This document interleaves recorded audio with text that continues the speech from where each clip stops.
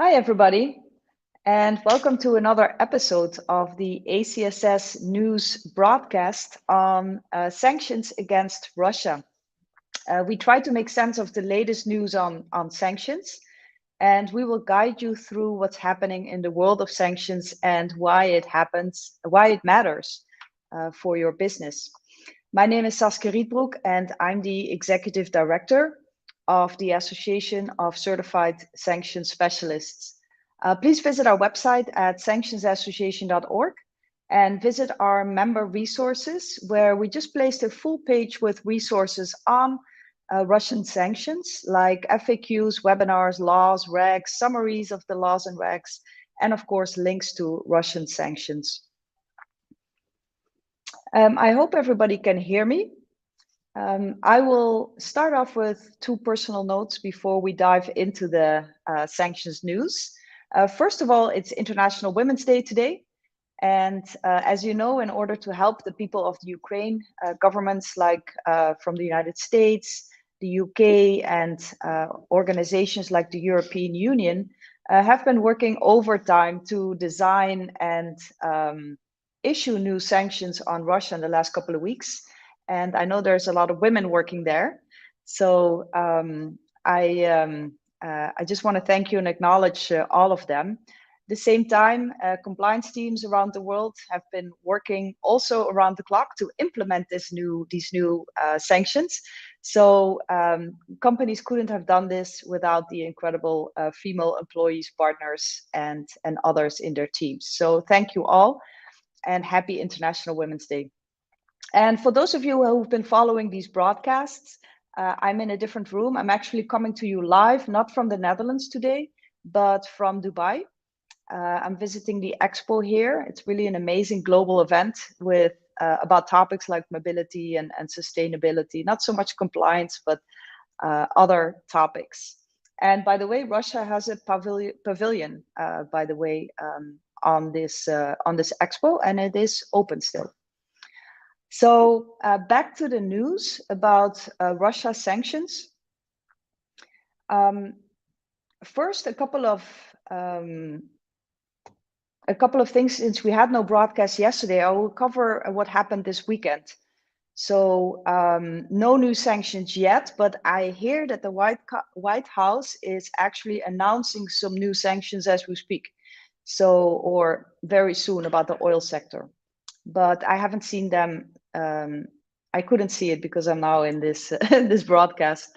So anyway, what happened on Friday and over the weekend? First of all, OFAC issued a couple of new FAQs, frequently asked questions, related to the energy-related transactions and license 8A. This license says that you can continue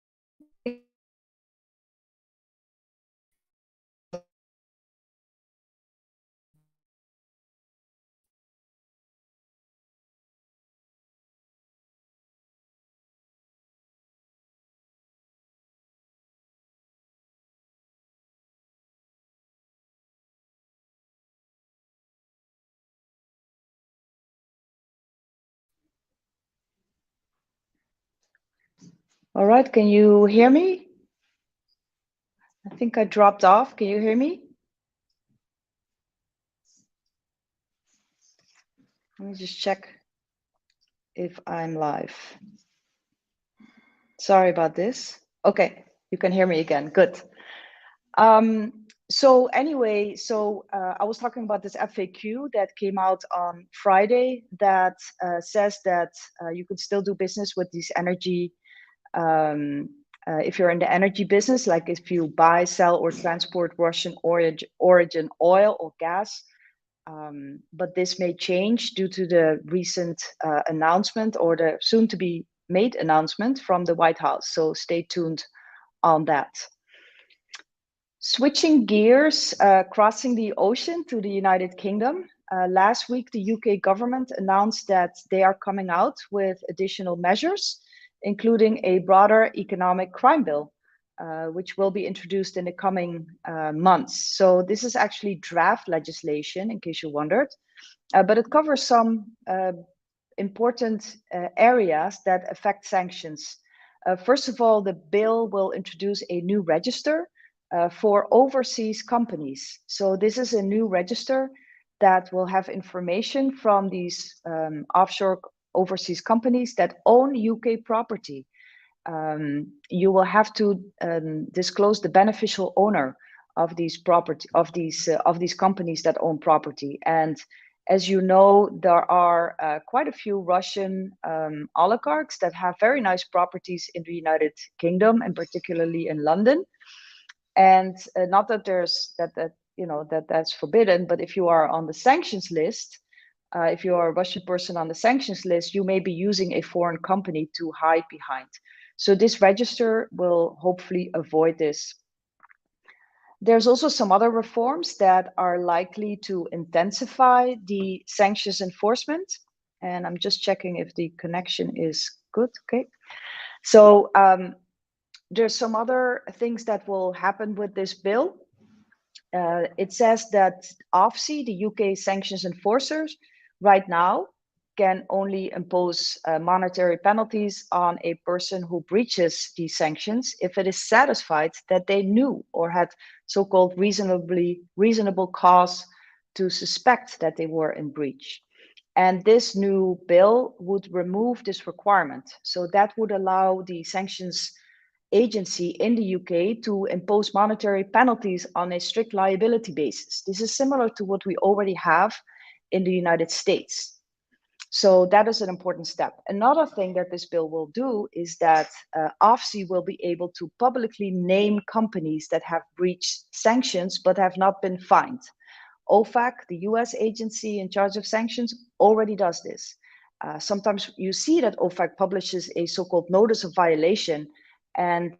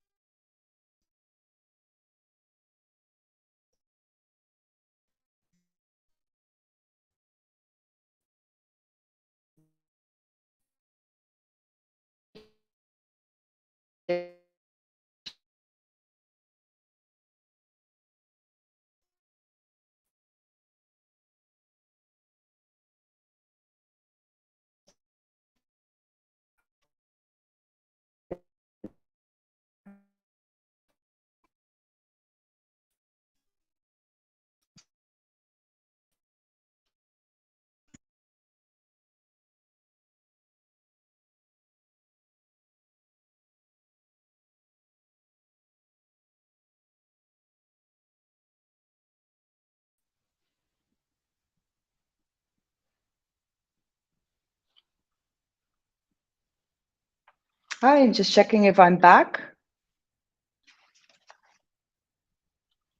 All right, I'm back. Good.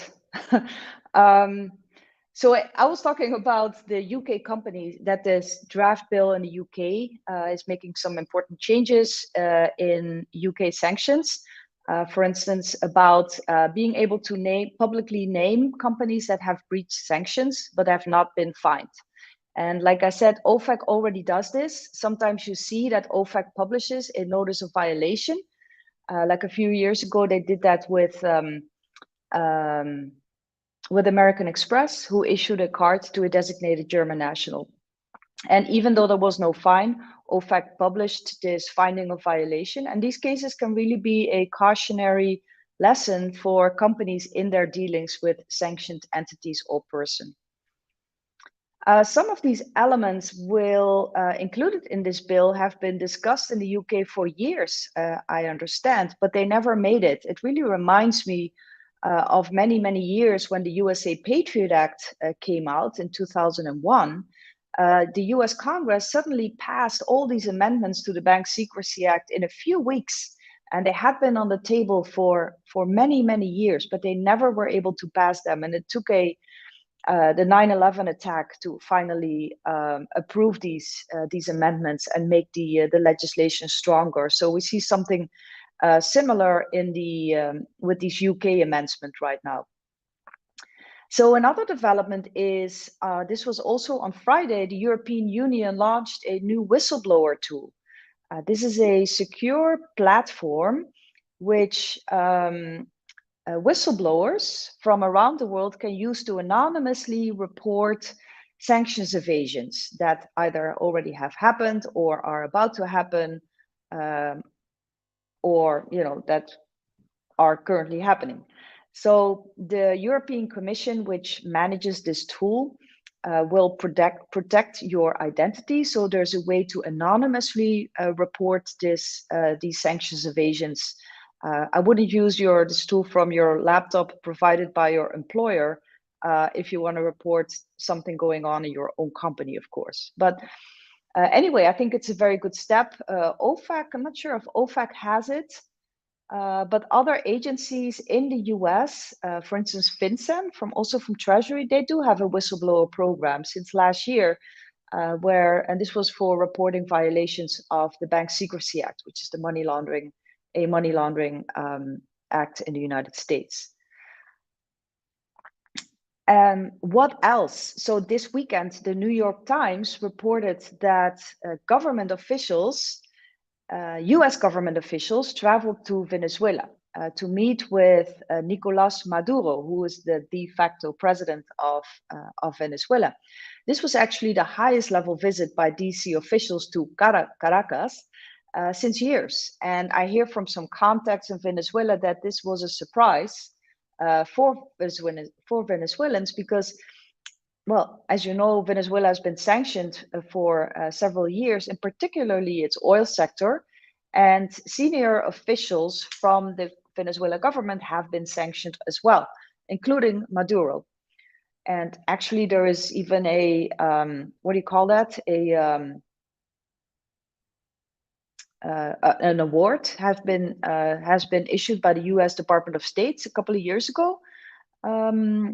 So they pay you $15 million for information leading to the arrest or conviction of Maduro. So pretty strong, negative things going on with respect to that president.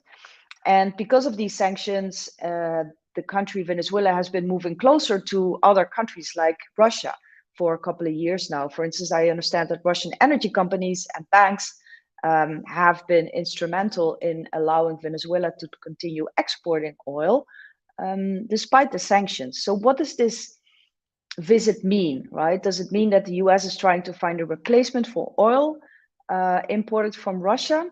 Well, the Venezuela oil sector has been destroyed really due to these sanctions. So I don't think so. Does this mean that sanctions against Venezuela will be lifted soon? Same thing. I don't think so. It will take, with respect to the oil sector, it will take several years for Venezuela to reach again a decent production level. So it's not really realistic that Venezuela will become the primary oil supplier to the United States, let alone as a replacement for Russia.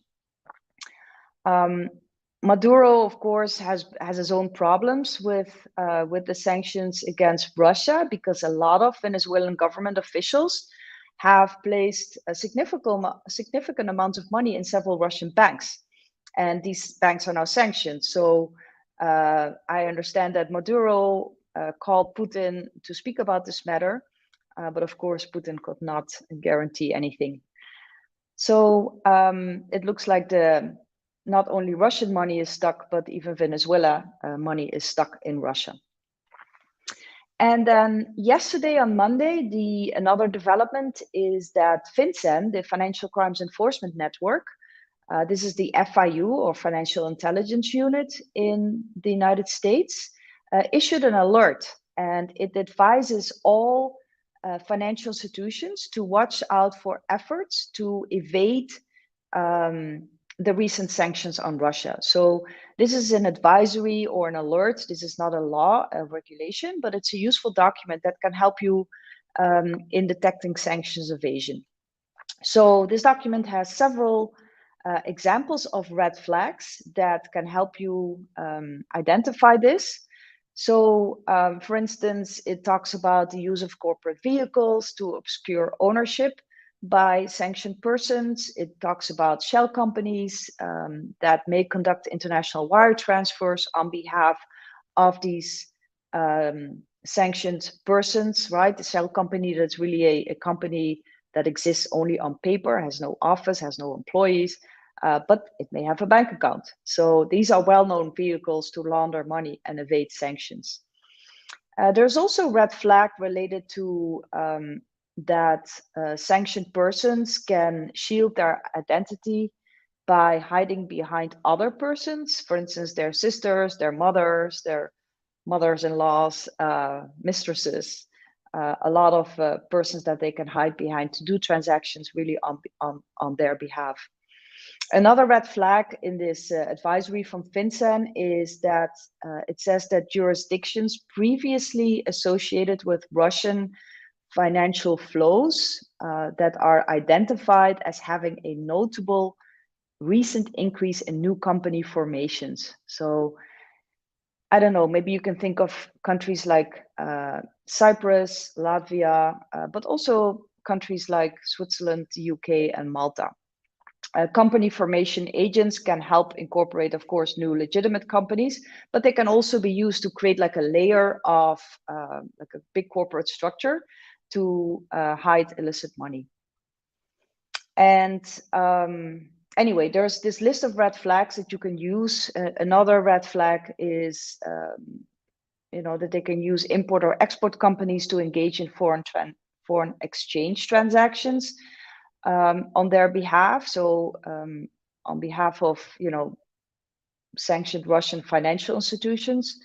So you have to watch out for inconsistencies, right? It says, so your AML, anti-money laundering monitor tool, can help you detect this. So this was it for today. I hope you can visit our website, and I'm sorry about some of the technical issues. I have some limitations right now. I cannot see the questions either today. So if there's any questions, I hope we can somehow recover them and maybe talk about them tomorrow. We'll try to fix this connection. So anyway, I would like to thank everybody for participating in this broadcast. And I look forward to seeing you again tomorrow. Bye-bye.